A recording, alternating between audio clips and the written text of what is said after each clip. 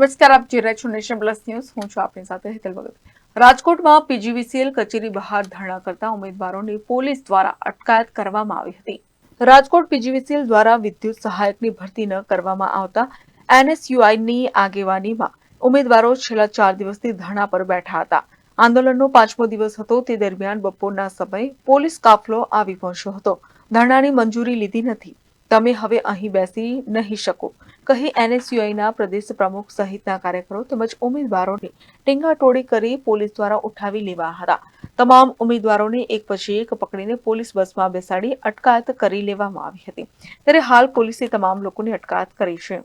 આજ રોજ સતત 5 દિવસથી જે વિદ્યાર્થીઓનું જે આંદોલન ચાલી રહ્યું હતું પીજીવીસીએલની ઓફિસની બહાર, ક્યાંક ને ક્યાંક આ સરકાર દ્વારા અને પોલીસ તંત્ર દ્વારા તે બધા જ વિદ્યાર્થીઓની બળજબરીપૂર્વક અટકાયત કરવામાં આવી છે. તે વિદ્યાર્થીઓ પોતાના ન્યાય માટે પોતાના હકની લડાઈ લડતા હતા. ત્યારે અમને આજે એવું સ્પષ્ટ થઈ ગયું છે કે આ સરકાર, આ પોલીસ તંત્ર આ ક્યાંક ને ક્યાંક વિદ્યાર્થી વિરોધી છે.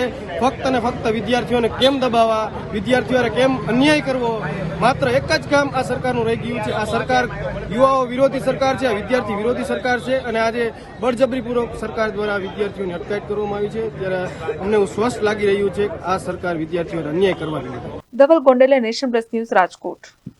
સમાચારોના સતત અપડેટ માટે નેશન પ્લસ ન્યૂઝના યુટ્યુબ ચેનલને સબસ્ક્રાઇબ કરો, બેલ આઇકન દબાવો અને ફોલો કરો ઇન્સ્ટાગ્રામ, ફેસબુક અને ટ્વિટર પર.